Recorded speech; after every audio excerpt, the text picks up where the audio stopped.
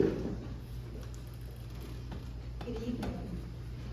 My name is Zanele G, and I am very, very far away from home. This, in fact, is my home. Does anyone recognize this place? Well, I come from a stretch of coastline on the east coast of Africa that is so beautiful that it's known as the Golden Mile. It's the crown jewel of the province of KwaZulu-Natal, the Durban beachfront, once known as the place where the fun never sets. Growing up in Durban, the beachfront was many things to many people. To my parents, it was a public space that reminded them of the cruelty and injustice of apartheid. And it was also a reminder of the days when their young love flourished. My mom used to tell me stories of when they first started dating in the late 70s. My father was a broke medical student, so a favorite date of theirs was to buy one portion of 99 cents fried fish and chips and take it to the blacks only portion of the beach to share. Until the dawn of democracy in 1994, white South Africans, who made up just 22% of Durban's population, had exclusive access to more than 2 kilometers of prime coastline, whereas black South Africans, who were just under 50% of the urban population, were limited to just 650 meters. I grew up in post-1994 democratic South Africa, and the desegregated beach was a site of so many formative girlhood experiences. Family beach trips that I remember as long, salty, sunny days spent swimming in the oceans and the splash pools with my sisters.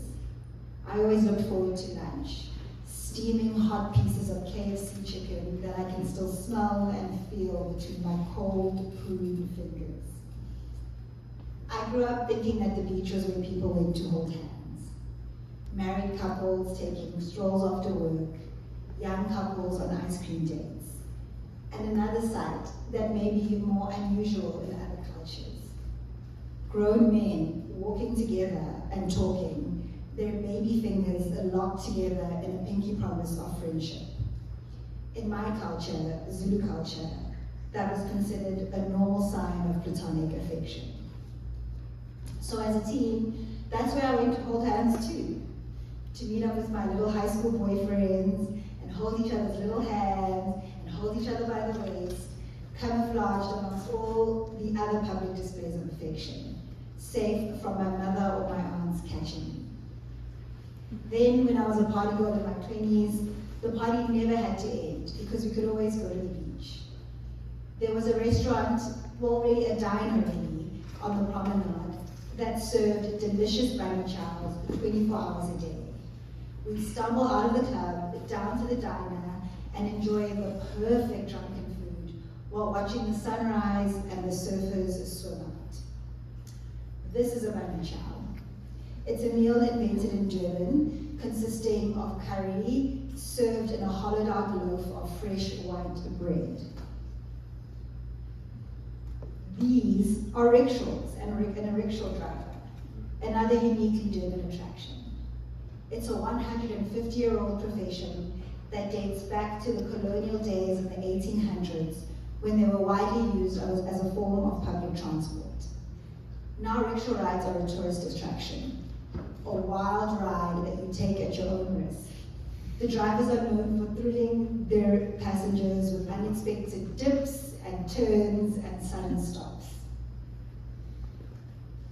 These vendors are another fixture that you see all along the promenade.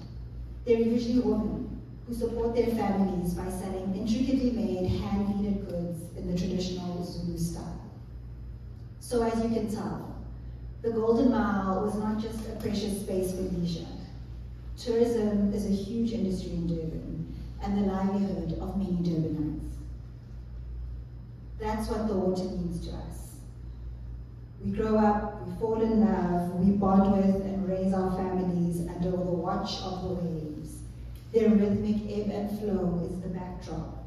the context, the constant. Then the rains came. In April last year, KwaZulu-Natal was devastated by the worst natural disaster in its recorded history. My province is not only known for its coastline, but also for its lush, green, rolling hills. Those hills, plus the rain, caused hundreds of deadly landslides. The official death toll for the flooding is 344 people. Many are still missing. Flying in with my colleagues from Johannesburg, where I lived at the time, I looked down through the plane window and saw brown, muddy rivers that had burst their banks, feeding all sorts of sludge and debris into the ocean that had also turned brown along the coastline. I noticed massive shipping containers, cars and trucks, strewn like matchboxes amongst all the trash that the flood watchers had deposited on the beach. Our tour of the hardest hit areas of Durban and the surrounds revealed that what we saw on the beachfront was the least of it. Even though we touched down in Durban 8 days after the flood waters had receded, on many of our stops, we were the first outsiders to arrive. Locals were still waiting for first responders, who had been absolutely overwhelmed by the scale and magnitude of the disaster area. Some survivors had slept night after night in the rubble and mud that was once their homes. Others had begun digging through the debris with their bare hands, searching for the remains of missing loved ones. Mama nendodana nabashana bakhabawu2. Yasikho right. Asikho right. Kubuhlungu nje kubuhlungu. Kubuhlungu kakhulu.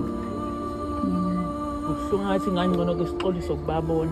Yabo nje kubuhlungu bebengazi abantwana bengafuni ukudla bavuke kuseni bathatha ipeki nefosholo bezala ngikhaliswa nje nayilokho ke manje ukuthi nje lokumba kwabo ngoba akusizi ngoba akuvelile utho yabo umshana wami bethi masikhona ngomgqibelo enganye emsebenzini nami ngingayanga amemeze la athi mayimeka mhlawumbe mina ngiyaneka lapha ngibona ulayi ngithi mshana athi I love you ngehlele yodwa ke manje muloku uvuka ubona ngathi uzomuswa imemeza nje kubuhlungu nje kubuhlungu sabaleka ke sambe siwa ke sishaya amanzi esikhukhula ke sikhukhula khona umakhelwane ke bebesibamba sesingene kanje odakeni fika umakhelwane lo nomfana wakhe wayitakule ingane yami isingene kanje bayibamba bayikhipha odakeni bayijikela ngale ngaphandle ngathi ngiyakobuka le ndaba engane ngafike ngabisha nami bangikhipha nami bangijikela la angazi ngempela isinde kanjani ukuthi isinde kanjani nje angazi uNkulunkulu angazi ukuthi sizoqala umkhulu lendlu uyakhe ngempesheni ephunyelwa impesheni wasithi siyaqala manje siqala kanjani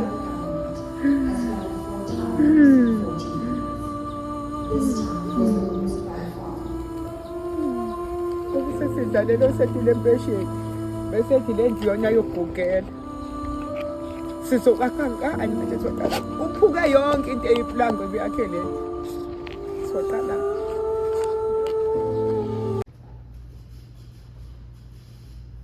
There's really no way of preparing for that type of scene or knowing the right way to conduct yourself when encountering people in that shocked, desperate state. Especially knowing that I'm there to stick cameras and recorders in their faces and ask them for interviews. But we did what we had to do, and after 3 days in the field, we published a story with the New York Times about how climate change contributes to increasingly frequent extreme weather events, and how government failure to provide adequate public housing to poor South Africans left them even more vulnerable to the ravages of climate change. This is Malugazi, one of the areas we visited south of Durban. It's a low-lying, flood-prone field. Originally, it was established as a temporary transit camp to house residents of the unsightly informal settlements that the municipal government wanted to hide from the view of visitors ahead of the 2010 Soccer World Cup that South Africa hosted. This is Temba, one of the first people relocated to Malurazi in 2009. 14 years later, he's still there in limbo. The bureaucrats who once promised him his very own brick and mortar house, after a short waiting period in the transit camp, simply stopped coming around, stopped issuing updates on the process. His home, a 2-room wooden hut supplied to him by the government, has flooded 4 times in 14 years. This time was the worst by far. He woke up to rapidly rising floodwaters that were waist deep by the time he escaped to safety in the pitch black of the night.